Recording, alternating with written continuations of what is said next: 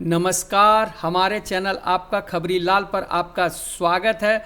झारखंड में तीसरे चरण के चुनाव के लिए 25 मई को 4 सीटों पर मतदान है। इसमें धनबाद, जमशेदपुर और गिरिडीह के अलावा रांची भी शामिल है।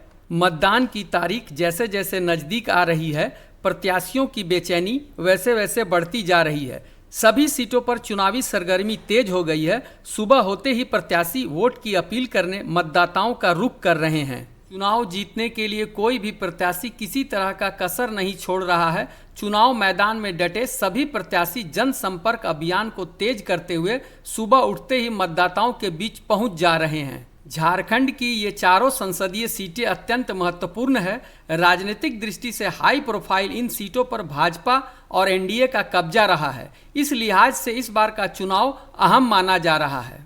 लोकसभा चुनाव 2024 में देश के छठे और झारखंड के तीसरे चरण में झारखंड की 4 सीटों पर हो रहे चुनाव में 93 प्रत्याशी ताल ठोक रहे हैं। प्रत्याशियों की यह संख्या झारखंड के चारों चरणों के चुनाव में सबसे अधिक है। बता दें कि गिरिडीह से 16, धनबाद में 25, रांची में 27 और जमशेदपुर में 25 प्रत्याशी मैदान में हैं।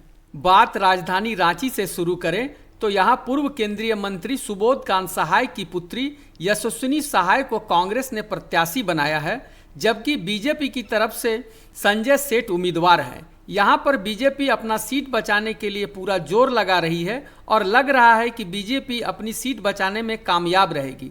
मगर यशस्विनी सहाय ने भी कोई कोर कसर बाकी नहीं रखी है। उनका पलड़ा थोड़ा कमजोर जरूर नजर आता है। अब मतदाता पर निर्भर करता है कि उनकी पसंद क्या है। रांची के चुनाव मैदान में टिके सभी 27 प्रत्याशी एक एक वोट की खातिर मतदाताओं के घर घर पहुंचने की कोशिश में जुटे हैं, पर मुख्य मुकाबला यशस्विनी सहाय और संजय सेठ के बीच है। यशस्विनी राजनीति में बिल्कुल नई है। सुबोध कांत सहाय की बनाई हुई जमीन पर अपनी पहली राजनीतिक पारी खेलने जा रही है। वहीं संजय सेठ मंजे हुए राजनेता हैं। अब बाजी किसके हाथ लगती है ये तो मतदाता पर निर्भर करता है। फिलहाल बीजेपी रांची में मजबूत नजर आ रही है और उसकी जीत की संभावना ज्यादा है।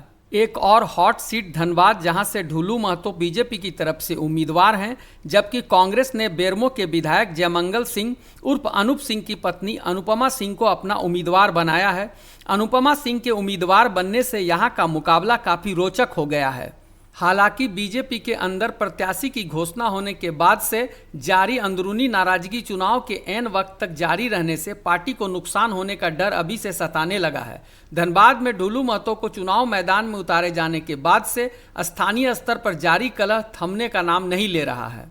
ऐसे में ढुलू महतो की जीत होगी या नहीं ये तो मतगणना के बाद ही पता चलेगा, मगर फिलहाल ढुलू महतो मजबूत स्थिति में नजर आते हैं। इसका कारण विगत कई वर्षों से जिस तरह ढुलू महतो ने धनबाद के कोने कोने खासकर युवा वर्ग में अपनी पैठ बनाई है, उसका फायदा उन्हें चुनाव में मिल सकता है।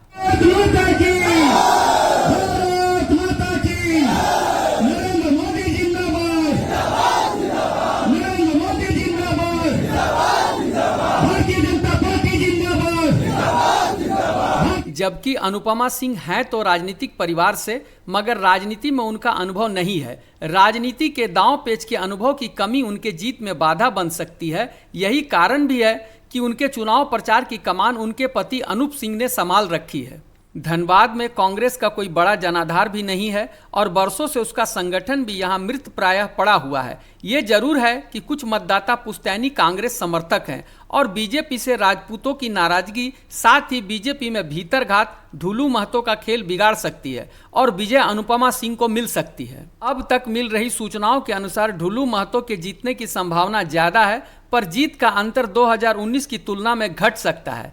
खैर, परिणाम कुछ भी हो, मगर धनबाद में चुनावी मुकाबला काफी रोमांचक है। गिरिडीह की सीट एनडीए गठबंधन के तहत आजसू को मिला है, जहां से आजसू ने चंद्र प्रकाश चौधरी को अपना उम्मीदवार बनाया है।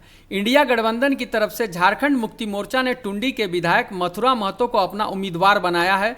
असली लड़ाई इन दोनों के बीच है, जबकि इन दोनों का खेल बिगाड़ने के लिए JBKSS के संस्थापक जयराम महतो यहां से ताल ठोक रहे हैं।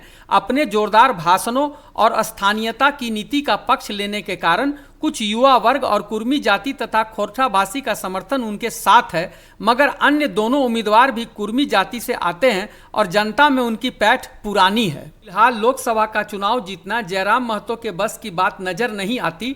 अगर वे अपना जमानत बचाने में कामयाब रहे तो उनके लिए यह एक बड़ी उपलब्धि होगी। इस चरण के चुनाव में जेबी के एसएस ने रांची, धनबाद, गिरिडीह से अपना उम्मीदवार दिया है, पर जीत एक दूर की बात है। यूं भी अभी इन क्षेत्रों में अपनी पैठ बनाने में जेबी के एसएस को लंबा रास्ता तय करना है, क्योंकि जनता को लुभाने वाले भाषण तो ठीक है, मगर उन्हें वोटों में बदलना दूसरी बात है। जमशेदपुर से भाजपा ने विद्युत वरण महतो को अपना प्रत्याशी बनाया है, जबकि इंडिया गठबंधन से जेएमएम के समीर मोहंती प्रत्याशी हैं। बहरागोड़ा से झारखंड मुक्ति मोर्चा विधायक समीर मोहंती विद्युत वरण महतो को रोकने और अपनी जीत सुनिश्चित करने के लिए कमर कस कर मेहनत कर रहे हैं, मगर उनकी सफलता पर संदेह है। जमशेदपुर में भी बीजेपी मजबूत नजर आती है। यहां से विद्युत वरण महतो पिछले 2 बार से सांसद हैं। विद्युत वरण महतो जीत की हैट्रिक लगाने के लिए चुनावी अभियान में किसी तरह की कोई कमी नहीं छोड़ रहे हैं। अगर आपको हमारी खबर पसंद आई तो हमारे चैनल को सब्सक्राइब और लाइक कर लें और बेल आइकन जरूर दबा लें, ताकि आगे की नोटिफिकेशन आपको मिलती रहे।